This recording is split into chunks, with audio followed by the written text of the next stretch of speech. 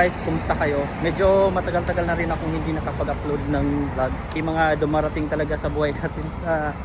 Sobrang tinatamad ako. Meron ako mga naka-imbak na mga vlog pero tinatamad ako mag-edit. Ayan, nandito ako ngayon sa Corniche dito sa Alcobar para magpahangin pero mali ata yung decision ko kasi sobrang humid at saka mainit yung singaw ng ng semento. Anong oras na ba ngayon? 7:51 PM na. Pero mainit pa din. Wala akong magawa sa bahay kaya ayan. So matagal na talaga akong hindi nakapag-upload. Lalo na sa YouTube. Sobrang tagal ko nang hindi nakapag-upload kaya ayan, magsa-start na ako mag-upload ulit sa YouTube. Sa mga hindi pa nakakaalam, sa YouTube talaga ako nag-start mag-vlog. Nung wala pang TikTok, wala pang monetization sa Facebook. Eh wala namang masyadong wala talaga akong kinikita sa Facebook kahit sa mga vlogs ko sa mga sa mga shop. Hindi naman talaga ako nagpapabayad. Yung sa akin is content lang talaga, magkaroon lang ako ng content, okay na ako doon. Yung akala ng iba, marami akong pera kasi nag-vlog ako, wala po akong kinikita sa mga vlogs ko, hindi po ako nagpapabayad sa mga shop. Content lang talaga yung sa akin. Kaya ngayon, babalik ako sa YouTube kasi medyo maganda yung kitaan sa YouTube. Kaso nga lang, ayan, nakakapagod din mag-video yung yung pahiga na video. Mas okay kasi yung sa sa mga Facebook kasi yung patayo lang, pa-portrait lang yung Pero susubukan ko mag-upload na ulit sa YouTube. Ngayon itutour ko na lang kayo dito sa sa Corniche kasi alam kong maraming nakakamiss sa inyo dito sa Corniche, marami nang hindi na nakakapunta dito. So papakita ko sa inyo kung ano na yung itsura ng Corniche ngayon. Nandito ako malapit sa yung may mall sa Fawad Center ba yun dati, pero ngayon C-Mall na nakalagay. So ayan, ipapakita ko sa inyo. Ayan nandito tayo. Nandito yung Fawad Center dati. Tapos dito tayo sa may fountain. May fountain dyan Papakita ko na lang sa inyo kasi alam ko maraming mga ex-abroad, yung mga nandito dati sa Saudi na nag-for good ng Pilipinas. Tapos ayun, namimiss nila yung Corniche. Ito na yung Corniche. Tapos yung doon na side, inaayos pa.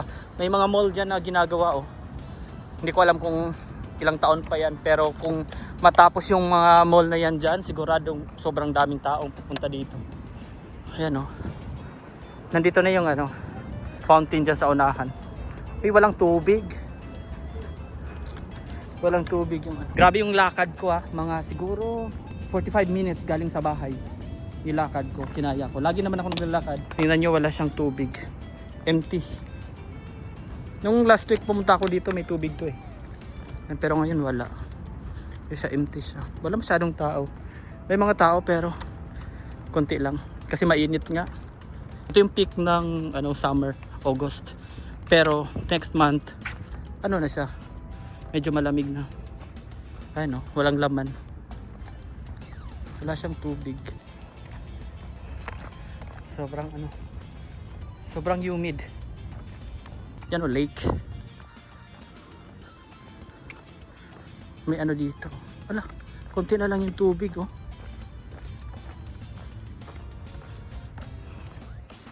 konti lang yung tubig.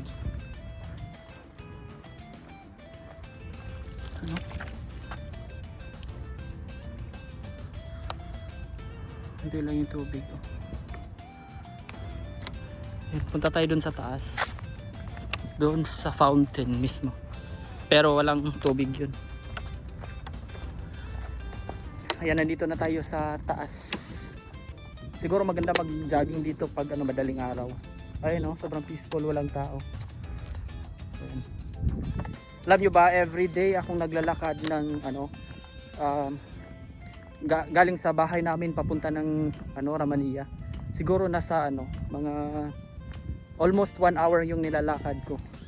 Sobrang simula nung nasubukan ko maglakad, kaya pala, so naglalakad na ako. At saka isang magandang factor din na yung sapatos na ginagamit is malambot.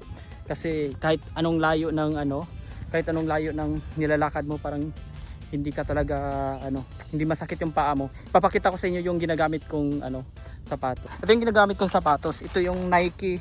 Hindi ko alam, i-flash ko sa screen para sobrang lambot nito, guys. Sobrang everyday ko tong panlakad, sobrang lambot, hindi sumasakit yung paa ko. Sobrang na ROI ko na talaga tong sapatos na to. Tapos sa noon ko lang to nabili, nasa 209 ata. I-flash ko sa screen kung meron pa ba sa noon. Ayan, sobrang ganda nito guys, Nike.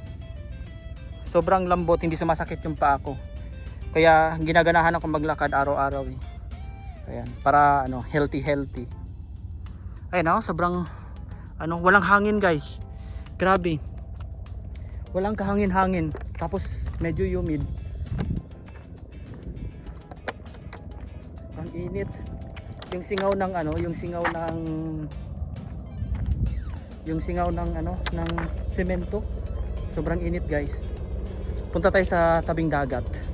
Papakita ko sa inyo yung ano, tabing dagat. Laging may umiikot na helicopter. Ano kaya yan? Ayan guys, nandito tayo sa tabing dagat. Ang ganda no? Ang ganda. Maganda siya sa camera, hindi ko alam kung pag in-upload to maganda ba. Ang ganda ng building na yan no? Tapos yan yung water tower. Ayan. Kaso inaayos yan eh. Ang ganda lang. Tabing dagat. Sobrang ano, ang ganda magtambay dito. May mga tao din nagbabike. Walang tao. Diba?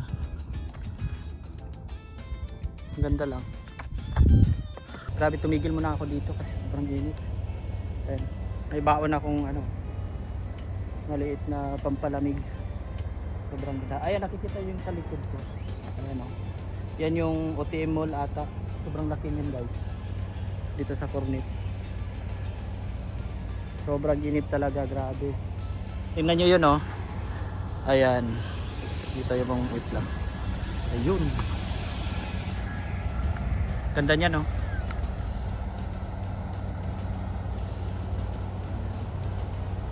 Yan yung ano, malapit sa Ashdan Walk. Tapos ito yung OTM Mall na ginagawa dito. Sobrang ganda niyan pag natapos. Medyo mababaw yung ano, dagat oh. Ayan. Sobrang ganda. Ayan. Guys, baka naman i-subscribe nyo ako sa aking YouTube channel. Siguro kung hindi ako tumigil sa YouTube dati, marami na akong followers. Kaso ngayon nasa 2.7 pa lang yung followers ko kasi matagal na akong tumigil mag YouTube eh. Lumipat ako sa Facebook pero wala ring nangyari. Dumami nga yung followers ko pero wala namang kita. So mas okay sa YouTube. Medyo medyo malaki-laki yung kita sa YouTube kung consistent ka mag-upload. Pero pag tinatamad ka, wala rin. So baka naman i-subscribe niyo ako guys. Ilalagay ko yung yung link sa description. Ayan. Para ganahan na ako mag-upload sa YouTube. Kasi noon pa talaga gusto ko talagang sa YouTube.